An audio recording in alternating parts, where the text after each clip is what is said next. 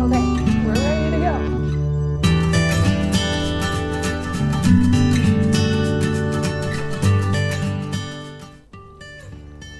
If you've ever seen the movie Inside Out, you might remember that there are 5 common emotions that we as humans tend to experience the most. And that is joy, sadness, fear, disgust, and then anger. And out of all of these emotions, anger tends to be the most complex one that we experience. And anger is actually typically understood as often being a secondary emotion. That is because it's typically triggered by other emotions like hurt or rejection or embarrassment. So anger typically rises within us in order to protect us from feeling these more vulnerable emotions that we are experiencing. Because we don't like to be embarrassed, we don't like to be rejected, we don't like being vulnerable. So instead, we get angry, and that's our body trying to protect us. I feel like I have seen this phenomenon play out a lot in our world lately, though.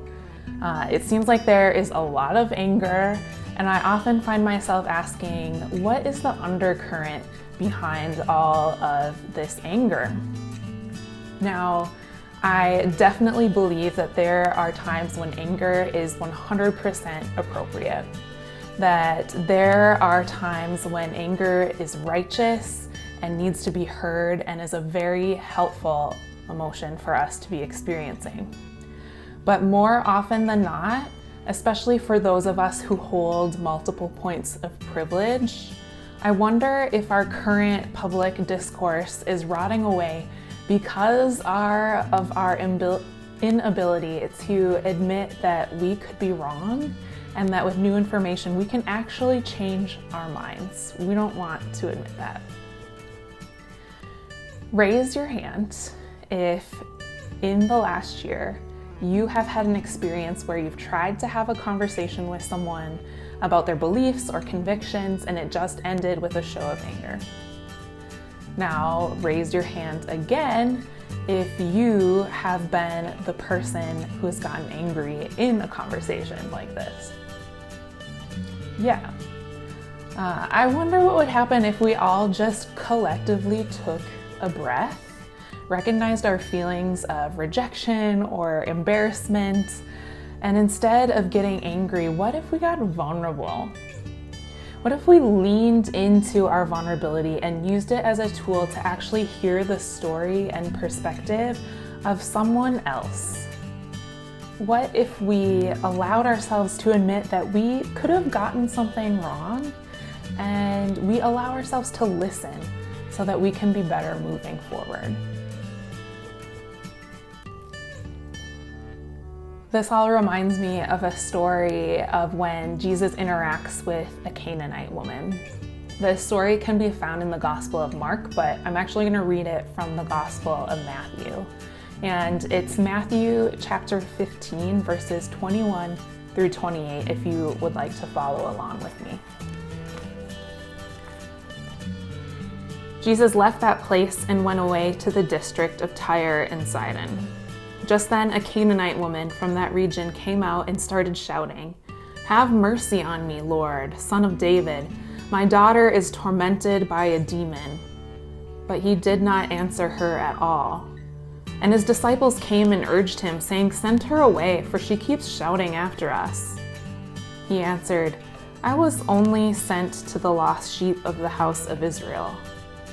But she came, and she knelt before him, saying, "Lord, help me." He answered, "It's not fair to take the children's food and throw it to the dogs." She replied, "Yes, Lord. Yet even the dogs eat the crumbs that fall from their master's table." Then Jesus answered her, "Woman, great is your faith.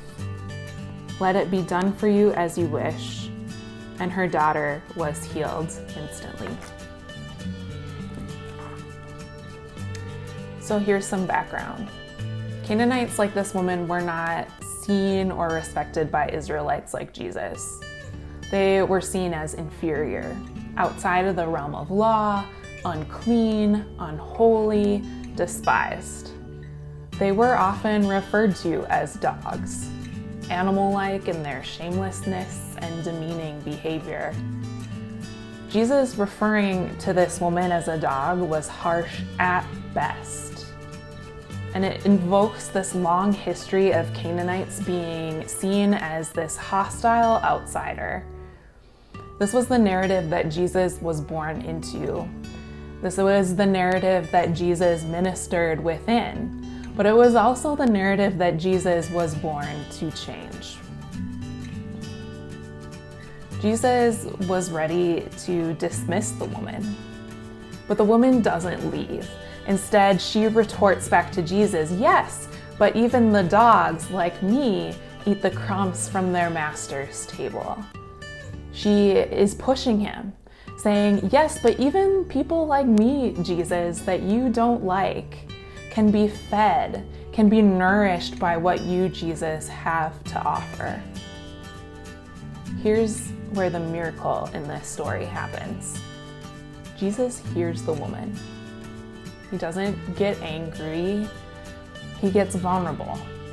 When caught in his own stuff, his own histories, he doesn't resort to anger, he doesn't push back at the woman. No, he listens to her. He really hears her. And because of that, he has a change of heart.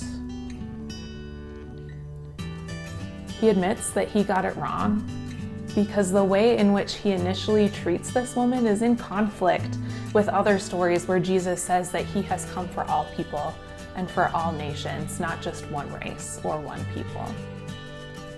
Jesus may have slipped into this old narrative at first, seeing Canaanites as inferior, but by the end of the story, the narrative is changed. And what happens? This woman, this outsider, this person who's seen as unclean or unholy or despised, has her child healed. Somehow Jesus hears the brokenness in his own assumptions, his own actions, and he changes. And where there is change, there's often healing.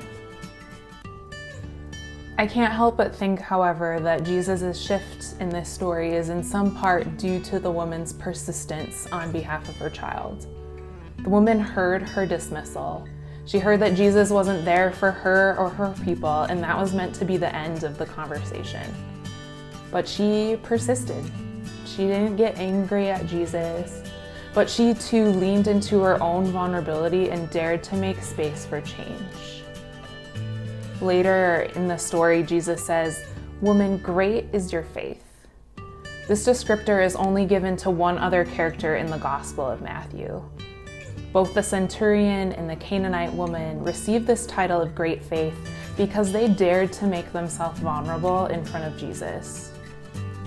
To humble yourself is to be vulnerable. To share a part of yourself in order to survive is vulnerable. Similarly, when we are willing to have a change of heart, when we are willing to open ourselves up to something different, we humble ourselves. When we resist the urge to be angry in the face of embarrassment or confrontation, we practice vulnerability and humility. And when we do so, our faith is strengthened. Our faith is strengthened because we are excusing ourselves from having to rely on our own wisdom. Our faith is strengthened because we are freeing ourselves up to witness the divine in another human being. Our faith is strengthened because we are not allowing our anger or our reactions to be co-opted by others who may wish to use them as justification to remain rooted in the same oppressive structures that Jesus taught against and came to heal. As people of great faith, it's our duty to listen. It is our duty to listen when people are sharing their hearts and their lives and their values with us. As people of great faith, we are allowed, freed even, to change our mind when presented with new information.